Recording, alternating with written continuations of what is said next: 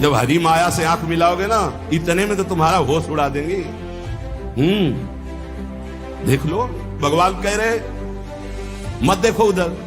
नहीं कहते हम बड़े सूरवीर हम देख रहे हैं, तो उनके पास बाण क्या है? जा देखो, अब जाओ बैठोगे ध्यान में, वही मुस्कुराहट आएगी। बहुत सावधान, शरीराकर्षण होने लगे तो त्राहिमाम, भागो भागो। माया आती कैसे जानते हो? झुक के। तो जाती कैसे? रौंद के। मोक्ष धर्मावलंबी साधु, कभी किसी जीव को मैथुन करते हुए मत देख लेना, नहीं जिसे हमारी दुर्गति हुई तुम्हारी पक्की हो जाएगी। जब कोई भोग दृष्टि से किसी माता बहन को देखता है तो मदिरा में उतना नशा नहीं, इतना उसकी बुद्धि भ्रष्ट हो जाती इस दृष्टि मात्र से। इसलिए गोस्वामी तुलसीदास जी ने कहा है, जो चाहे आपन कल्याणा, सुजस सुमत शुभगति शुभ नाना, शुभ परनार लीलार गोसाई, तजौ चौथ के चंद्र की नाई। जैसे चौथ के चंद्रमा को देखने से कलंक लगता है, ऐसे ही किसी भी माता बहन की तरफ काम दृष्टि से देखोगे मरोगे। मरोगे मरना परमार्थ से भ्रष्ट हो जाओगे, होश में हो जाए। ये जब बहुत तिरछी चितवन से माताओं बहनों की तरफ जो देखते हैं तो लगता है तुम समझते हो हम बड़े वीर हैं, बड़ी चतुराई से देख रहे हैं। अरे अपने नाश का रास्ता पुष्ट कर रहे हो, उनका कुछ नहीं बिगाड़ पाओगे। वो हरि माया बलवंत भवानी, वो इतने बल से युक्त है, तुम्हारा चितवन और मुस्कान सब तुम्हारे लिए ही नरक का द्वार बन जाएगी। इसलिए होश। अरे आए हो अपना काम बनाने की, काम बिगाड़ने आए हो? जहां काम बन रहा है वही काम बिगाड़ने आए हो तो तुम्हें विश्व में कहां ठोर मिलेगी? धाम में सत्संग में तुम इधर उधर ताक झांक करोगे। अरे तुम्हें धिक्कार है, दुनिया में ताक झांक करते हो, यहां तो अपनी तरफ झांक लो, यहां तो अपने अंदर झांको कि तुम क्या हो। वही बहिर्मुख वृत्ति, वही। अरे जिसको तुम भोगने की दृष्टि से देख रहे हो, जगत भोगता है उसके अंदर, वो देख रहा है तुम्हारा सर्वनाश कर देगा, ऐसी जगह गिराएगा जहां उठने के लायक नहीं रहोगे। हमारी बातें थोड़ी कड़वी लगेंगी, समझ लो।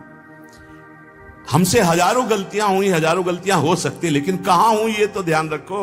धाम में हो, यहां तो थोड़ा दिमाग सही कर लो। कह रहे हैं उन्मत्तमेव कुरुते योषित दृष्टैव। जब हरी माया से आंख मिलाओगे ना, इतने में तो तुम्हारा होश उड़ा देंगे। देख लो, इनकी कह रहे उन्मत्तमेव कुरुते योषित दृष्टैव। भगवान कह रहे मत देखो उधर। नहीं कहते हम बड़े सूरवीर हम देख रहे हैं, तो उनके पास बाण क्या है? जा देखो, अब जाओ बैठोगे ध्यान में, वही मुस्कुराहट आएगी। बहुत सावधान, शास्त्रवेत्ता जो महापुरुष कहते हैं, तो क्या श्रीपाद ने देखा है क्या? संत जन जो कहते हैं, अभी अब वो प्रक्रिया नहीं पता है, मन को जोड़ दिया तो जैसा तुम्हारे मन में चल रहा है वैसी पूरी अपने मन की बात कहते हुए वैसे ही बता देंगे। उन्मत्त में वो कुरते योषित दृष्टियैव दुष्ट मदिरेव। ये और कोई नहीं है, वही मोहिनी ठाकुर है जिसके तुम दास बनने निकले हो। बड़े प्रवीण बनते वो कहते हैं संभाल के रखो दृष्टि। कैसे संभालो? बोले यो माम पश्यति सर्वत्र सर्वम च मयि पश्यति तस्याहम न प्रणश्यामि सच में न प्रणश्यति। ऐ मेरे साधक, ऐ मेरे दास, मेरे स्वरूप को देखो। एक भी देवता मोहिनी ठाकुर से मोहित नहीं हुआ था, क्योंकि पता था मेरा ठाकुर है। जब किसी माई दाई बहन को देखो तो उसके चरणों की तरफ देखो। गोरे गोरे चरणारविंद मेरी प्रियाजू के, मेरी प्रियाजू की सखियों के बलिहारी है प्रभु। और अगर तुम सूरवीर बन के आंख में आंख मिलाए तो कह रहे उन्मत्त में वो कुरते योषित दृष्टैव दुष्ट मदिरेव। आपकी बात क्या है? हम एक महात्मा की बात बता रहे हैं। इतना भजन कर रहे थे कि शरीर की शुद्धि नहीं थी, पूरे शरीर में दीमक लग गई थी। शरीर है ये दिखाई नहीं दे रहा था, केवल आंखें बीच बीच में खोल लेते थे तो दीमक झड़ जाती थी। च्यवन ऋषि, उनका नाम च्यवन ऋषि था। बहुत समय हो गया, प्रसंग नहीं पड़े। तो एक राजा की राजकुमारी अपनी सखियों के साथ उधर से निकली। तेजोमयी आंखें ऐसे ज्योतिर्मयी चमक रही थी। उनका ये बहुत चमकती हुई क्या है ये? और ऊपर से सब दीमक लगी हुई थी। तो ऐसे एक काटा टाइप लिया ऐसे तिनका, और ऐसे ऐसे मारा, तुमसे रक्त निकलने लगा। अब वो तो कांप गई कि रक्त कैसे निकला। अब सबके मलमूत्र बंद कर दिए, पूरे राजा से लेकर जितना परिकर, जितनी सेना, सबके च्यवन ऋषि ने। हाहाकार मच गया। तो उनमें कुछ विद्वान लोग भी साथ थे। उन्होंने कहा किसी ब्रह्म ऋषि का अपराध है। ढूंढा गया अपराधी कौन है, यहां वन में किसी ऋषि का अपराध। तब राजकुमारी ने कहा कि अगर कोई ऐसी बात है तो मेरे द्वारा अपराध शायद बना है। एक दीमक का पिंड जैसा था, उससे 2 ज्योति जगमगा रही थी और हमने उसमें, तो उससे रक्त सारे बोले च्यवन ऋषि का ये पूरा क्षेत्र है, कहीं ऐसा तो नहीं किया च्यवन ऋषि को तुमने। चलो आगे गाय और ब्राह्मण करके च्यवन ऋषि से बंधना। महाराज सबकी लघु शंका सोच खोल दो, बंद कर दिए सबके। अब कितनी देर भाई, 6 घंटे 8 घंटे हम सबके। महाराज शर्त कैसे खुलेगी आप बस बताओ। शर्त सुकन्या, राजकुमारी का नाम सुकन्या, सुकन्या दे दो। राजकुमारी से कहा अब राजकुमारी ना कैसे, अपराध तुमने किया ऋषि की सेवा में, तुम्हें उन्मत्तमेव कुरुते योषित दृष्टैव दुष्ट मदिरैव। जाओ सबके लघु शंका सोच खुल जाए, जाओ अब सब यहां से। वो तपस्या के द्वारा महल वैभव और अपना स्वरूप प्रकाशित किया जो देवराज इंद्र के पास भी नहीं। तपस्या का प्रयोग कहां होने लगा, कहां गया तपस्या का, माया में। ऐसे ही महाराज हमारे पड़ोसी सौभरी जी महाराज, सिवार लग गई थी शरीर में और यमुना जी में समाधि। मछली को देखा खेलते हुए, मैथुन करते हुए। देख लो मोबाइल देखने वालों, जब मैथुन मछली का देखा तो महाराज को लगा कि है कोई सुख। बताओ अभी तक जल में हजारों वर्ष समाधि लगाने वाले महात्मा ब्रह्म सुख का वो अनुभव, और मछली के मैथुन सुख को देखकर सोचा अब तो इस सुख का अनुभव करेंगे। तो सामर्थ्यशाली महात्मा कहां जाए, तो छोटे मोटे घर गृहस्थी के पास थोड़ी गए, चक्रवर्ती सम्राट राजाधिराज मानधाता के पास। दुर्गंध आ रही थी मछली किसी शरीर से, सिवार पानी के अंदर की, हड्डी हड्डी थी, गाल चपके हुए, आंखें तेजोमयी, देख के डर जाए आदमी। महाराज तो मानधाता बहुत बड़े प्रतापी राजा हुए हैं। महाराज आज्ञा कीजिए। बोले विवाह करना चाहता हूं। बोले आदेश कीजिए, किससे कराएं? बोले आपकी राजकुमारी से। 50 कन्या थी। घबरा गए कि ऐसे महात्मा के लिए अगर राजकुमारी समर्पित कर दी तो मतलब राजकुमारी का जीवन क्या होगा, महलों में पल। तो उन्होंने कहा महाराज जो तुम्हें राजकुमारी पसंद हो पसंद कर ले आप उसे, क्योंकि जानते थे ना बोले कि सांप हो तो सांप कौन भोगे, इनको पसंद ही कौन करेगा। बोले महाराज जो तुम्हें पसंद कर ले। तो समझ गए सौभरी जी, तपस्या के द्वारा ऐसा रूप बनाया। मंत्री ने जाके कहा महाराज सौभरी पधार रहे हैं, जो राजकुमारी पसंद करना चाहे पसंद कर ले। जब पधारे तो खुशबू से पूरा महल भर गया, तेजो रूप। 50 ने कहा हम वरण करेंगे। बोले चलो। मानधाता से कहा 50 पुत्रियां तुम्हारी तय। मानधाता के सामने सौभरी ऋषि और उनके सामने दिव्य रूप। मानधाता ने कहा रहेंगी कहां? बोले कल आ जाना यमुना किनारे।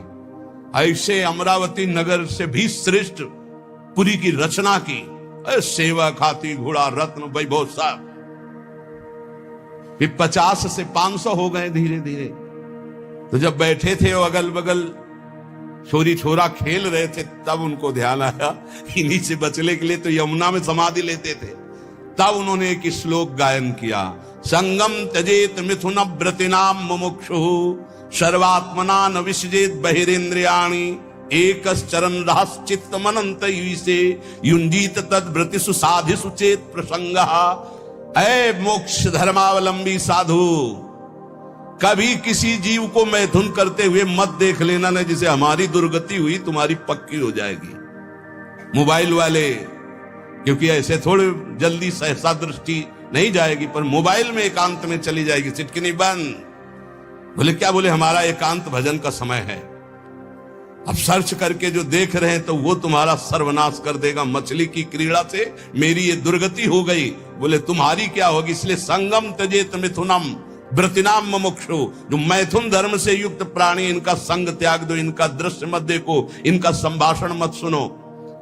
सर्वात्मना न विसर्जित बहिरेंद्रियाणि, इंद्रियों को खुला छूट मत दे दो, अंतर्मुख रखो, एकस अकेले रहो। चित्त मनंत से, चित्त को ईश्वर में सदैव लगाओ। अकेले का मतलब आंतरिक वृत्ति से। गुफा में भी प्रपंची बहुत समाज में ही रहता है, और प्रपंच में रहता हुआ साधक भी अकेला रहता है। सदैव चित्त को अपने इष्ट में लगाते रहो, किसी का संग न करो, और संग करो तो किनका? तद व्रतेषु, जो भगवत व्रत धारण करने वाले साधु जन हैं, भक्त जन हैं, उनके बीच में रहो। ये बाढ़ है, इस बाढ़ के अंदर बच जाओगे। साधु समाज की बाढ़ में बहुत बचत होती है। अगर हम गिरने जा रहे हैं तो दूसरा हमें थाम लेगा। इसलिए कह रहे हैं उन्मत्तमेव कुरुते योषित दृष्ट्वैव दुष्ट मदिरेव। दृष्टि मिलाना बंद कर दो, दृष्टैव दुष्ट मदिरेव। बस गए, पाताल का रास्ता पक्का, 5 बाण है उसके, 5 संधान कर दे तो शंकर की समाधि भंग कर दी। तुम तो जीव हो, शिव की समाधि भंग कर दी, औरों की तो बात जाने दो। अपने स्वरूप में आ जाए काम ना। हाँ, तो जो ब्रह्म में देखत रहे, देखें चराचर नारीमय, जे ब्रह्म में देखत रहे। अबला बिलो कई पुरुषमय, पुरुष सब अबलामयम, दुई दंड भरी ब्रह्मांड भीतर काम कौतुकयम। कोई साधारण वीर है? देवाधिदेव महादेव की समाधि भंग कर दी, तब उन्होंने कहा कि त्रिभुवन में ऐसा कौन? तो देखा आम के पेड़ में छुपा बैठा, तीसरा नेत्र खोला, राख का ढेर हो गया। अब वो तो शिव है, तुम्हारे है तीसरा नेत्र? दुई है, तीसरा तो बंद है तो सबके तीसरा नेत्र ज्ञान नेत्र। ज्ञान से काम भस्म हो जाएगा। या प्रेम नेत्र खुले हृदय में, या बुद्धि में ज्ञान चक्षु, वो गुरुदेव की कृपा से खुलते हैं। अज्ञान तिमिरांधस्य ज्ञानांजन शलाकया चक्षुरुन्मीलितम मेन तस्मै श्री गुरुवे नमः। ए भाई, मान लो ऐसे बात करो जब बात करना हो। ये बहुत ही सावधानी की प्रार्थना कर रहा हूं। निज अनुभव ये कहूं खगेशा, पक्का जरा सी भी चूक हुई तो जीवन भर पछताना पड़ेगा। ये ऐसा घाव है, ये ऐसा दलदल है, ये ऐसी फिसलन है, ये ऐसी डूबन है जिससे निकल पाना मुश्किल है। मुस्कुराहट तो जिंदगी की खो जाएगी। जो आनंद की मुस्कुराहट के लिए निकले हो, नष्ट हो जाओगे। इसलिए इसे सौभाग्य मत समझना कि बड़े भाग मानुष तन पावा, वो मिल गया सौभाग्य। ऐसे सिखाता है मन। जिंदगी हो गई, सुख नहीं मिला, हे प्रभु तुम कहां हो? ये तो ढूंढते ढूंढते थक गया, लेकिन अब सुख मिला है। माया बहा ले जाएगी। आओ प्यारे, इधर आओ। कहां? हमारे पाले में आओ। कहां निकले जा रहे हो? हरि की तरफ। इधर आओ। अम्मा, अब तो हरि की तरफ जाने दो। अच्छा तो जाओ। अम्मा, जननी सम जानहि पर नारी। जाओ जाओ जाओ। अम्मा तो बच गए, और अम्मा के सिवा और कुछ देखा तो मारे जाओगे। सब में मात्र भाव, जैसे अपनी सगी अम्मा को ऐसे देखो, चरणों की तरफ। अतिवन सती रसज्ञा हा वृंदारण्य किन्नु में भविता। वृंदावन वास करना इसीलिए बहुत कठिन है। वृंदावन अब क्या उपाय हो सकता है? जिसकी दृष्टि खराब हो गई है, समझ जाओ, सत्संग है, समझ जाओ। बहुत खतरनाक खेल है, इससे ज्यादा खतरनाक खेल नहीं। हाथ जोड़ के, मुस्कुरा के, प्रणाम करके प्रणाम करवा देंगी, ऐसी प्रबल माया है। हाथ जोड़ना पड़ेगा, घुटने टेकना पड़ेगा, रोना पड़ेगा, फिर भी क्षमा नहीं होगी। माया आती कैसे जानते हो? झुक के। और जाती कैसे? रौंद के। ये शब्द याद रखो। सौभाग्य मत मान लेना। बड़े भाग मानुष तन पावा, सुर दुर्लभ सदग्रंथन गावा। साधन धाम मोक्ष कर द्वारा, साधन धाम मोक्ष कर द्वारा। अति दुर्वारा इंद्रिय वैरिण आमर्दयन्ति सततम माम। बद्ध्वा बद्ध्वा त्यार्ति दकारायाम हा हरे परित्राही। ये पीड़ा देने वाली दुष्ट इंद्रियां कारागार की तरह मुझे बंदी बनाना चाहती हैं। ऐसा ही है। सब कोई देख लो अपनी अपनी इंद्रियों को। ये दुर्दांत दुश्मन इंद्रियां निरंतर पीड़ा देते हुए मुझे बंदी बनाना चाहती भोगों में। नहीं, हा हरे परित्राहि त्राहि माम, ऐसे बचा जाता है। हे हरि मुझे बचा लो, मुझे इंद्रियां फंसा रही है, मुझे फंसा रही। कंदर्प शविष विषखैर निरवधिमं दह्यमानस्य।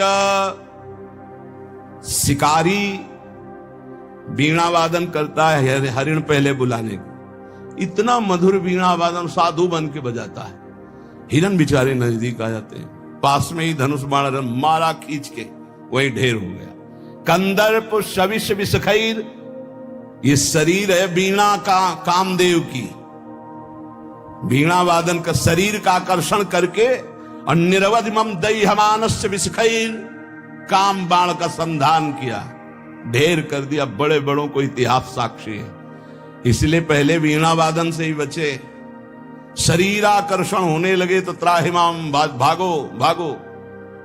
अगर आपको अपना सुंदर बनाना है तो परम सुंदर श्री हरि का ध्यान करो, प्रियाजू का ध्यान करो, संयम से रहो, तब तो समझ। अच्छा, हमारी सुंदरता तभी काम की जब सुंदर शिरोमणि प्रभु हमें स्वीकार कर ले। ये मरण धर्मा शरीर दीजेंगे तो क्या करेंगे, क्या करेंगे, क्या दे देंगे मरण धर्मा। इसलिए अति दुर्वारा इंद्रिय वैरिण आमर्दयंती सततम माम।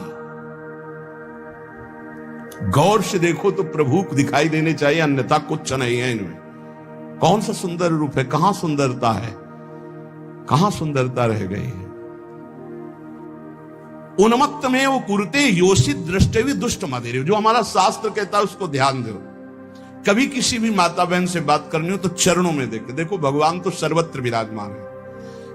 जिस समय भगवान ब्रह्मा जी ने सृष्टि रचना प्रारंभ की तो सनक सनंदन सनातन सनत कुमार प्रकट हुए, उनसे कहा सृष्टि रचो, बोले शब्द ही नहीं, ये शब्द ही नहीं, हमारी सृष्टि में ही नहीं, हमारे चिंतन में ही नहीं। हर समय समाधिस्थ हरिशरणम। फिर और ऋषि प्रकट किए, सब अपने स्वरूप में स्थित। तब फिर अपने शरीर के दो भाग किए, एक में महाराज मनु और एक में शतरूपा। फिर ये परस्पर ऐसा आकर्षण प्रकट हुआ जिससे सृष्टि वर्धन, नहीं सब ब्रह्म स्वरूप, सब भजनानंदी, भजन में ही डूबने के लिए। तब ब्रह्मा जी ने अपने शरीर के दो भाग के, वामांग से शतरूपा और दाहिनी भाग से महाराज मनु, और यहां से फिर ये मैथुन सृष्टि प्रकट हुई। जिसे भगवत मार्ग में, चाहे वो गृहस्थ हो या विरक्त, गृहस्थ है जिससे पाणी ग्रहण मात्र किया उससे, विरक्त है तो संपूर्ण चराचर जगत में अपने इष्ट का भाव रखते हुए चलना है। नहीं तो अति दुर्वारा इंद्रिय वैरिण आमर्दयंती सततम माम।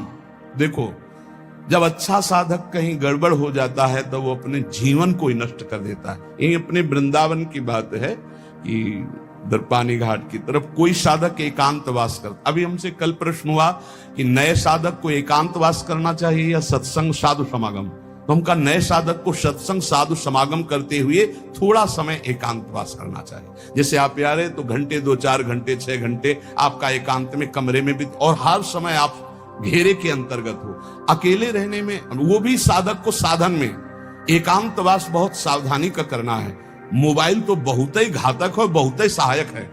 अगर मन चंचल हो रहा है आप सत्संग लगा लो। मन चंचल को शांत कैसे करें, सैकड़ों सत्संग इस विषय के पड़े हुए हैं। अगर आप सावधान नहीं तो फिर मन चंचल होकर विषय सेवन में ले जाए। अब वो रोज मोबाइल का गलत प्रयोग देख रहे थे, उनको घृणा हुई अपने जीवन से और उन्होंने अपना जीवन शांत कर लिया। यही वृंदावन में क्या फायदा हुआ? जीवन शांत होने से क्या भगवत प्राप्ति हो गई? अगर सत्संग मिलता होता तो कम से कम इतनी हिम्मत तो हो जाती कि मोबाइल को ईंट से कुचल देते। अपने को क्यों शांत किया? अपने को तो आप सुधारा जा सकता है, अपने को तो बचाया जा सकता है विषय सेवन से। इसलिए बहुत सावधान, नहीं कभी आपका मन जो गलत मार्ग में शिक्षा दे रहा वही आपको नष्ट कर देगा। बहुत सावधान। कलिकाल है ऐसा, यंत्रों में एक क्षण में आप संसार की गलत बातें देख सकते हैं। वो बहुत बुद्धि को नाश करने वाला है, बहुत बुद्धि। छोटे छोटे बच्चे बताते हैं कि हमारी दुर्दशा इससे हो गई। इसलिए कंदर्प शविष विषखैर निरवधि मम दह्यमानस्य। जब कोई किसी माता बहन की तरफ या विपरीत शरीर की तरफ देखता है तो कामदेव उसी समय विषिक अपने बाणों का संचार करता है। हाय, कैसे उससे शांति मिल सकती है जिसके हृदय को काम ने बेध दिया है। क्योंकि सतत चिंतन उसका चालू हो जाता है और बड़ी दुर्दशा हो जाती है, बड़ी दुर्दशा हो जाती है। मतलब इतना दुर्दशा और किसी विकार से नहीं होती जितनी काम विकार से होती है। इसलिए गोस्वामी जी ने भगवान से प्रियता के लिए मांगा है, काम ही नारी प्यारी जिम लोभी जिम प्रियदाम। तो उपासक सावधान रहे।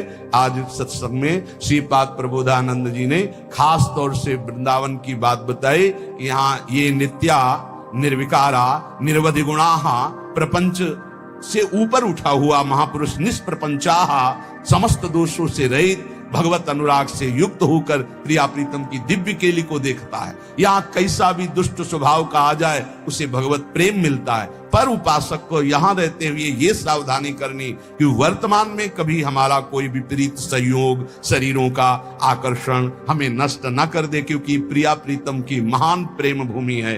अपने को इस बात के लिए संभालना है। बहुत जन्म हम लोग गिरते रहे, बहुत जन्म पतित होते रहे, अब थोड़ी हिम्मत कर ले, भगवत मार्ग में थोड़ी हिम्मत से चले।